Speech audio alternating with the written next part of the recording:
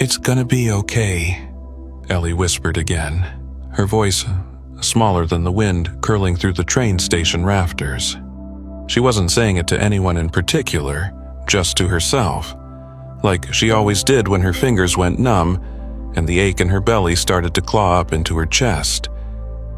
She clutched the frayed backpack tighter to her side, pressing her cheek against the canvas as if it were a pillow made of clouds and not scraps of fabric and threadbare clothes.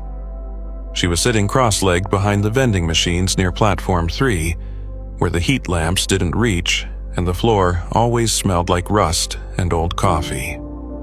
No one came back here. That's why she liked it, or needed it, or maybe both. People didn't look her in the eye. They looked through her like she was a glitch in the corner of their vision they'd rather ignore. Except the security guard with the shiny boots, he sometimes tossed her a glance that lingered too long. Ellie always moved before he could get too close. She wasn't stupid, just small. She'd been in Hawthorne Station long enough to memorize the sound of every engine, every announcement, every sigh from the sleeping man on the red bench. She didn't know how long she'd been there exactly. Time in the station worked differently. It wasn't measured in minutes, but in how many people passed without seeing you. She folded paper napkins into flowers when her hands weren't too cold.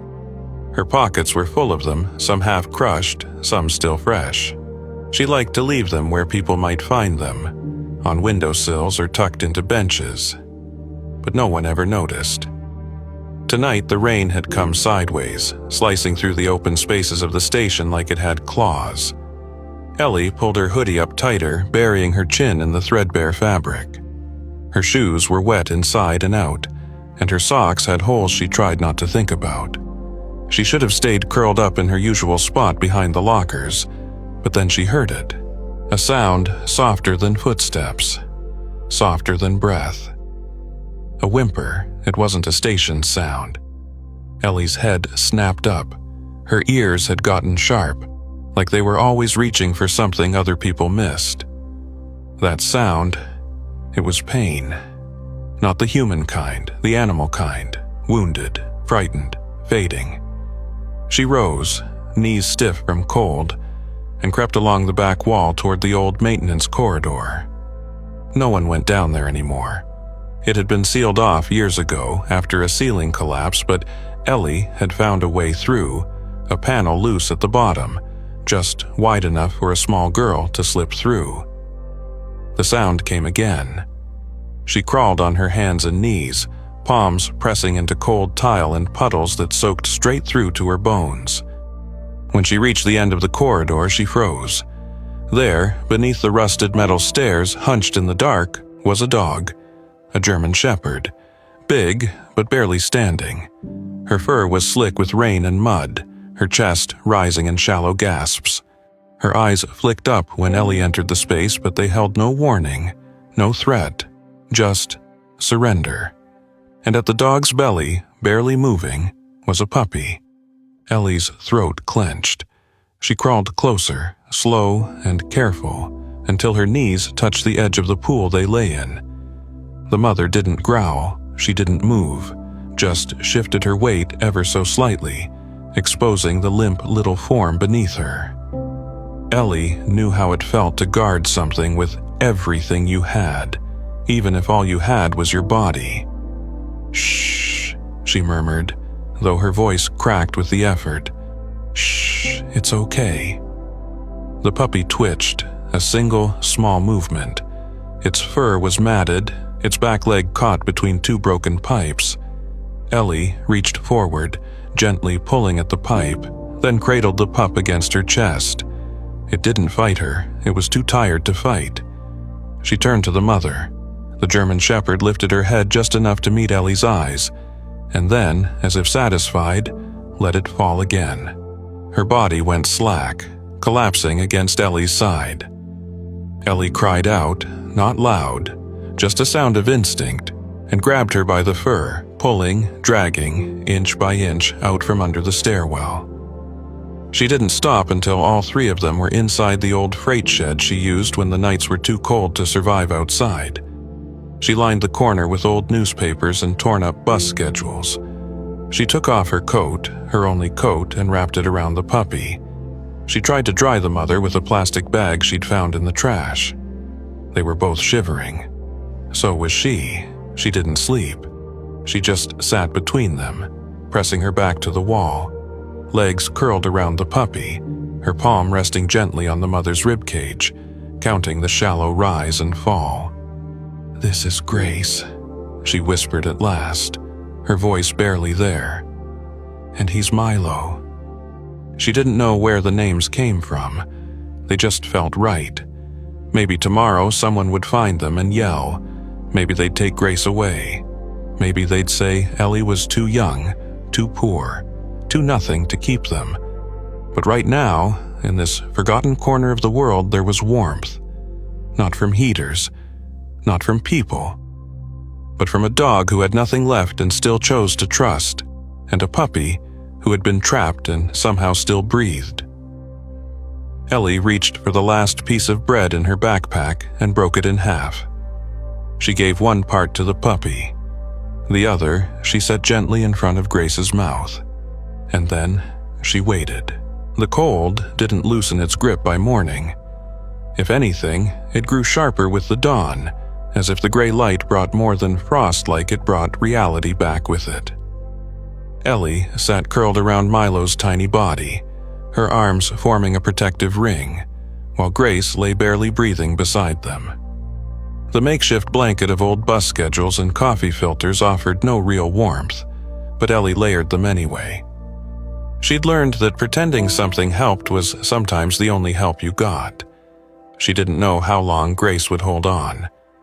Her breathing was ragged, shallow. Her back paw twitched now and then, but the rest of her body seemed frozen in stillness. Ellie kept a hand resting over the dog's ribs, counting every breath like she was counting down something that shouldn't end yet. She shared everything she had, half of a granola bar, her last bottle cap of peanut butter, and what little body heat a skinny girl could give. She even offered her scarf, thin as it was, wrapping it gently around Grace's neck. It was all she could do, but still, Grace didn't move. Ellie spoke only to them. Soft things. Reassurances she barely believed. She told them stories, made-up ones, about a house with a yellow door and a backyard full of mud to roll in. She described a bedroom with 2 dog beds and a place under the window where Milo could sit and bark at passing squirrels. She never said if she lived in that house. But in her mind, she stood on the porch watching them, smiling like someone who didn't sleep behind vending machines. By mid-morning, the rumble of feet returned to the station, the slow parade of suitcases, coffee cups, and phone calls. The people never looked Ellie's way, but today one did. June. She wasn't security, wasn't one of the passengers. She ran the little coffee cart between platforms, the one with the lemon muffins and the burnt espresso smell. Ellie had watched her for weeks, how she whistled when she cleaned her counter, how she always gave extra sugar packets to little kids. Today, June had seen the girl vanish into the freight shed and didn't look away.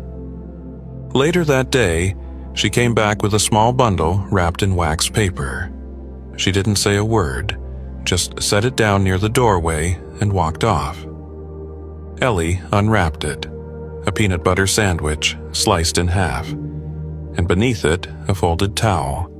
It was the first act of kindness that didn't ask for anything in return. Ellie didn't cry, not then, but something inside her shifted, like a frozen branch cracking just enough to let a bud push through. That night, Grace stirred, only slightly. Her head didn't lift, but her eyes opened just enough to find Ellie's. The connection was faint, but real, like a single line across a dark room suddenly lit. Ellie reached out, barely touching her paw. "You're still here," she whispered. She didn't sleep much, not after that. She watched. She listened. And as Grace's breath deepened, as the hours passed and the sky changed colors again, Ellie felt something new. Responsibility. Not fear, Not survival, but something warm, rooted deep in her ribs. A sense that these two lives depended on her, and that somehow she couldn't fail them. When June returned the next morning, Ellie was waiting by the door. She held Milo in her arms. Grace curled behind her like a shadow.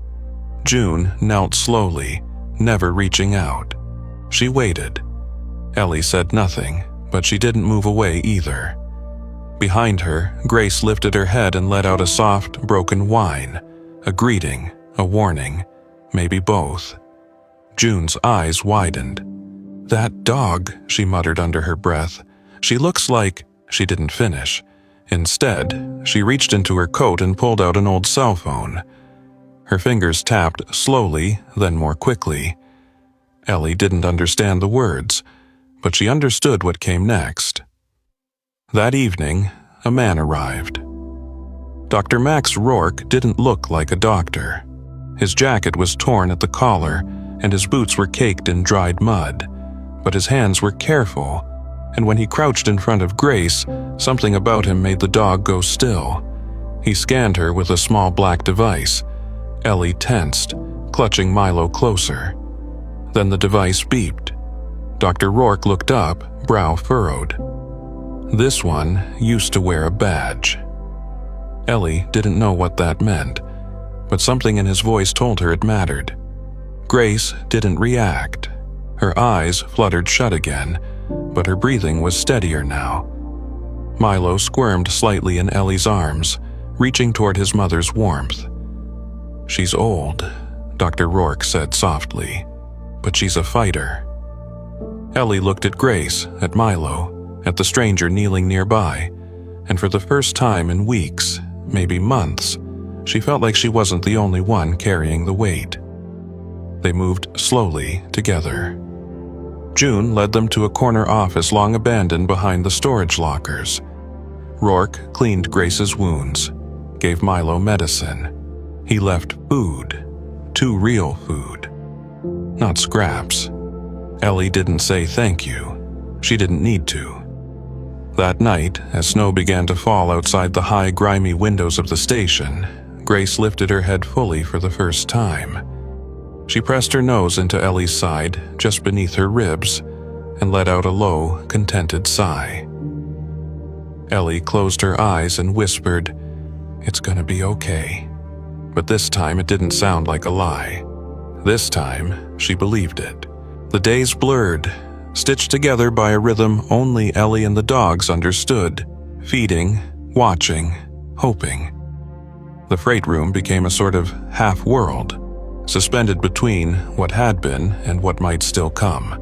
It smelled of old cardboard, copper pipes, and dog breath, but it felt like safety. Milo had grown stronger. His legs wobbled less. He was still small, still curled like a question mark beside Grace most hours. But every morning he ventured a few steps farther from his mother before bounding back with tail high. Ellie never tried to leash him. Freedom wasn't something she believed in holding on to too tightly. Grace, though, Grace was different. Some days she barely lifted her head. Other times she would push herself upright and scan the shadows beyond the cracked windows as if expecting someone. Her eyes seemed older than her body, like she carried memories too heavy for her frame. She limped still, always the right hind leg, but she made no sound. Ellie knew pain didn't always cry out. One afternoon, the world tilted. It started simple. Ellie was drawing on the cement floor outside the storage room half-circles and blue chalk streaks shaped like sunbursts. Milo chased a pencil stub. Grace lay stretched in a patch of light, chin resting on her paws. She looked peaceful for once. Then a sudden screech. Steel grinding against steel. A train entering the station too fast. Ellie didn't think, just stood, turned. Too late. The chalk rolled onto the tracks. Milo, still clumsy, still too bold, darted after it. Her mouth opened in a scream that never came out. Her feet moved, but Grace moved faster, She lunged, body low, teeth bared, her whole weight crashing into Milo just seconds before the train's scream swallowed everything. The engineer's horn blared too late. Air roared through the tunnel. Ellie's heart stopped. When it ended, she couldn't see them. Then movement. Grace stood, panting hard, her flank pressed against the platform's edge. Milo cowered beneath her belly, untouched. The chalk had snapped in two under the train's wheel. For a long moment, no one said anything. Passengers stared. The coffee lady at the far cart gasped. Even security paused. Then someone whispered, "That dog saved that pup. And the girl." Ellie didn't hear. She was already running. She collapsed beside Grace, tears spilling, arms thrown around her neck. Grace didn't resist. She just leaned into her, silent and shaking. Later, Dr. Rourke arrived again, called by June, who had seen it all. He checked Grace gently, lifting her ears, running his hand along her side. Then he stopped. There, hidden beneath the fur behind Grace's left ear, was a pale crescent mark, almost white against the brown. It curved like a boomerang, delicate, precise. Rourke exhaled softly. "That mark," he said, half to himself. Unit Echo 7. They branded canines in that unit for fire rescue operations. High-risk teams only. We thought all the dogs were lost in that explosion 3 years ago. Ellie didn't know what Echo 7 was, but she watched as Rourke's face shifted from curiosity to reverence. He turned to Ellie. "She's a hero, you know. Not just now, before." Ellie didn't respond. She was focused on the scar, running her fingers gently over it. Grace flinched but didn't pull away. Milo whimpered and tucked closer to his mother's leg. That night, Ellie couldn't sleep. She sat with her back to the freight room wall, Milo curled on her lap. The world outside was quiet, the station asleep. Only the occasional rustle of trash in the wind or the squeak of metal rails broke the silence. She thought about the mark, about the way Grace had moved without hesitation, about how she hadn't even looked at the train. She'd just known. What kind of mother does that? Ellie tried to draw it. She used the brown chalk stub, already worn, too short, and sketched Grace's shape first. Strong, low to the ground, body stretched like a shield. Then Milo small, hidden, then herself, arms wide, too far to help. But in the final corner of the drawing she added something else. A hallway of smoke, fire curling along the edges. And Grace, again, this time with no leash, no collar, just her body between the danger and someone else. She stared at the image for a long time. And then, carefully, she folded the paper and slipped it under the freight room door where Dr. Rourke always left the food. In the morning, the drawing was gone, but someone had left a note in its place. Just a sticky tab with rough handwriting. She saved them. She saved you, too. Ellie touched the edge of the note with her fingers. She didn't smile, but something inside her loosened. Grace was more than a stray, more than a wounded body wrapped around a pup. She had once been chosen, trained, needed, and now she had chosen Ellie. That meant something. That meant everything. She looked down at Milo, then back at Grace. She didn't say a word, but in her eyes there was a promise. She wouldn't let Grace be forgotten again, not this time. Snow had begun to drift down again, quiet and without fanfare. The kind of flakes that fell like breath instead of ice. The world beyond the station blurred into softness. Ellie watched it from her corner of the freight room, a blanket around her shoulders and Milo curled tightly against her ribs. Grace hadn't moved much that day. Her breathing had grown more shallow, her eyes a bit dimmer. She didn't whine, didn't cry. But Ellie could feel it, the slowing, the stilling. Grace was giving more of herself than she had left to give. When Dr. Rourke returned later that morning, his face was more drawn than usual. He knelt slowly beside Grace and examined her carefully. When he pressed near her hip, she flinched. Her leg had swelled again, badly. Ellie didn't need him to explain it. Infection. Internal bleeding. Bones that never healed right. "I'll do what I can," he finally said, voice rough. But Ellie already knew. As the doctor left to fetch his kit, June appeared with a thermos and a fresh blanket. She didn't say much, just laid the cloth gently across Grace's side and set the thermos down near Ellie's feet. It smelled like warm milk and honey. Ellie didn't touch it. That afternoon, everything changed. A man arrived. He was tall, broad-shouldered, his coat military issue, weathered and dark. His steps were hesitant. His face was worn older than the lines on it suggested. His eyes scanned the station with something like fear, or hope he didn't want to name. June met him first. "You're Morgan Dale," she said softly. "A friend of Grace's?" He didn't answer, just looked past her. Then, slowly, his gaze locked on the freight room. Grace was lying by the wall, head barely lifted, Milo nursing beside her. Ellie stood protectively in front, one hand resting on Grace's back. The man approached with careful steps. When he stopped a few feet away, he dropped to his knees. "Delta," he whispered. The name curled in the air like smoke. At first, there was nothing. Then Grace stirred just slightly. Her ears twitched, her nose flared. And then, with great effort, she raised her head. Her eyes met his. The man, Morgan, let out a breath like he'd been holding it for years.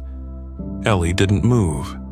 She watched them both, one hand still pressed gently to Grace's fur. Morgan reached forward just an inch. "I thought you were gone." Grace blinked. Then, slowly, she shifted her weight, but not toward him, toward Ellie. She pressed her head into the child's leg, closed her eyes, and let out a breath that sounded like peace. Morgan's hand dropped. "I get it," he said. She chose. Ellie didn't know the weight of his loss, not the wife, the child, the missions blurred by grief. But she saw it in his eyes when he looked at Grace. And she saw something else too, a kind of surrender. Not defeat, but acceptance. He knelt there a while longer. Then, reaching into his coat, he pulled out a folded photo. He left it by the blanket and stood. When he walked away, he didn't look back. That night, Grace struggled to breathe.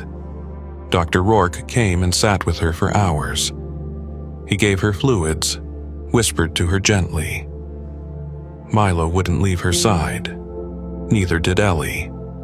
And when the moment came, when Grace gave one final shallow breath and her body stilled, there were no cries, no wails, just silence, as if the whole station bowed its head. Ellie didn't move. She pressed her forehead to Grace's fur and stayed there long after the warmth faded. She didn't speak. She didn't sleep. But when morning came, she drew. A picture of Grace whole and strong standing on a ridge, wind in her fur, Milo at her side, and Ellie, smaller than them both, but no longer alone. Later that day, June helped Ellie place Grace's body in the small grove behind the station, near the fence where the birds gathered. A wooden plaque was placed above her resting spot. On it, Dr. Rourke had carved the words, "She saved more than one life. She gave them home." People came, not many, but enough. The woman who sold newspapers, the old man who swept the platform every morning, a teenager who used to throw paper wads at Ellie but now stood quietly beside the grave, hands in his pockets. Milo didn't bark. He just sat beside the mound of earth, ears low, eyes distant. Ellie sat next to him, holding a crumpled drawing in one hand and Grace's old collar in the other. She had never owned anything before, not really. But this felt like hers, like it had been given, not taken. And somewhere in her chest she felt it. Loss and gratitude. A pain that didn't empty her, but made room for something else. Something just beginning. A sense that Grace had not left her behind, but rather left her forward. Summer crept into Willow Creek with quiet, feet-soft winds whispering through old train windows, golden light painting over cracked platform benches. For most, it was just another season. But for Ellie, it marked the first time in her life something came back instead of leaving. Grace didn't return, but what she left behind stayed. The train station, once just a roof over Ellie's head, now felt like a place she belonged. The corner where she used to sleep under a tarp had been swept clean.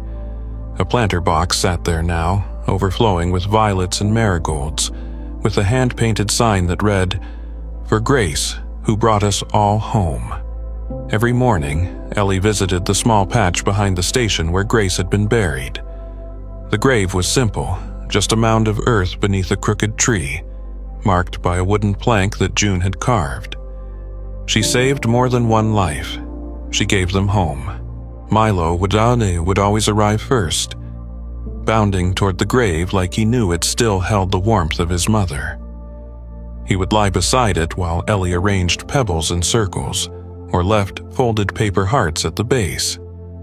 Some days, she brought nothing but herself, and those were the days she stayed longest. Dr. Rourke had offered to find Milo a new home, someplace warm, with space to run and kids to play with. But Milo had already chosen. Wherever Ellie went, he followed. As if he'd inherited more than just Grace's ears or eyes, he had her devotion. Inside June's cafe, a wall had been set aside just for Ellie's sketches. They were clipped along twine like small flags. None of them had words, just charcoal and color and quiet understanding. One sketch showed Grace lying in the rain, sheltering Milo. Another showed Ellie sitting with her knees to her chest, surrounded by shadows, until a dog's paw reached in from the frame's edge. People stopped to look. Some stared longer than they meant to, and more than once, someone left the cafe wiping their eyes. Ellie still didn't speak, not even to June, but she'd begun humming, softly, while drawing, while walking, while tying her shoes. Little songs without words, like lullabies from a world before language. Then one morning, something strange appeared on Grace's grave. A bouquet. Wildflowers. Not store-bought. Picked by hand daisies, clovers, and dandelions still clinging to their seeds. Tucked beneath the stems, a wrinkled sheet of notebook paper. No name, just messy blue ink. We were mean, we were scared, but we saw what she did. We see her now. We're sorry. Ellie read it twice. She didn't cry, but she took one flower, a lopsided daisy, and slid it into the strap of her worn backpack. Then she pressed her hand against the note like sealing it into the earth. That same week, the town unveiled a mural at the edge of the station. It stretched across the side of the old maintenance shed, painted by volunteers, students, and strangers. In the center was Grace, strong and shining, eyes steady, fur like fire. On one side, Milo leaned into Ellie's lap, her hand resting gently on his head. Around them stood faceless figures, all turned inward, all listening. Above it, in big block letters, "It's good to have a mom, huh?" The day of the unveiling, Ellie didn't speak. She just touched the mural lightly, her fingers resting on the curve of Grace's back, and smiled. It wasn't wide, but it was full. At dusk, June found her sitting on the porch, Milo curled at her feet. A breeze rustled the birch trees. Fireflies blinked like shy stars. In her lap was Grace's old collar. She hadn't let it go, not once. June didn't say anything, just sat beside her the way Grace used to.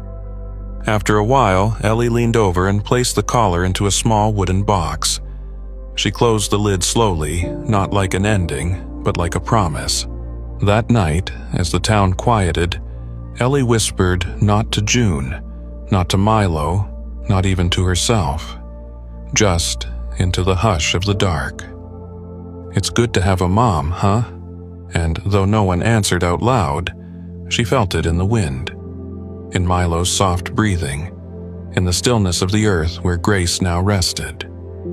She had been heard, she had always been heard.